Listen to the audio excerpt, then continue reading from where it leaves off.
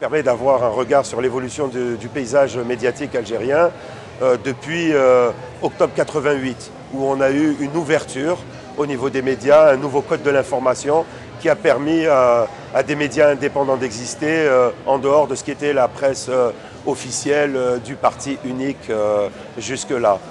Donc cette presse a connu beaucoup de bouleversements et après une émergence et avoir vu de nombreux titres exister, on les a vus disparaître pratiquement les uns après les autres. Il y a encore quelques jours, un journal, La Tribune, est mis en faillite. Donc on voit que déjà du point de vue économique, cette presse a des difficultés à exister. Il existe des monopoles encore sur la publicité en Algérie et qui pèsent sur l'existence commerciale de ces journaux qui ne reçoivent pas de subvention de l'État.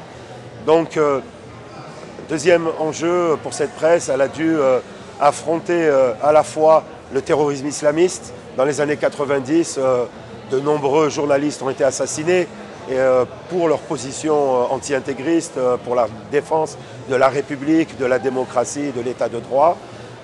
Mais ensuite, à peine la période de l'affrontement avec le terrorisme islamiste se finissait-elle, qu'elle devait affronter le despotisme du pouvoir qui s'était appuyé en partie sur cette presse pour faire face au terrorisme islamiste et qui, à peine voyait cet islamisme reculer, décidait de frapper cette presse. Et peut-être qu'une des images symboliques de la répression de cette presse, c'est la disparition, l'emprisonnement du directeur du journal Le Matin.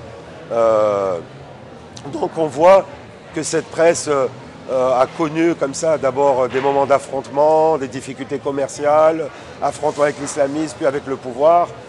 Et puis peu à peu, le débat que recouvrait cette presse, malheureusement, s'est réduit. Et on a une presse pratiquement où le discours est unilatéral. Au moment où l'Algérie devrait entamer publiquement un grand débat sur la question, par exemple, de l'austérité, puisque ces questions sont à l'ordre du jour en Algérie avec la baisse des cours du pétrole. L'immense majorité, pour vous dire la quasi-unanimité de la presse, se fait autour de la nécessité d'approfondir des réformes néolibérales qui sont déjà mises en œuvre depuis près de 30 ans en Algérie et qui ont été sans succès. Et donc, voilà comment la société algérienne se retrouve finalement d'une certaine manière dépourvue de lieux de débat, ce qui serait la vocation de cette presse.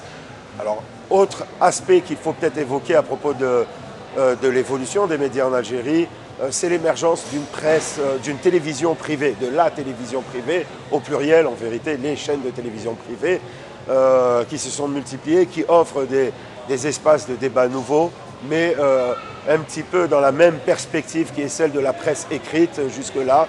Et donc on voit qu'un certain nombre de thématiques sont inexistantes pratiquement dans le débat national, dans les médias en Algérie, ce qui pose problème.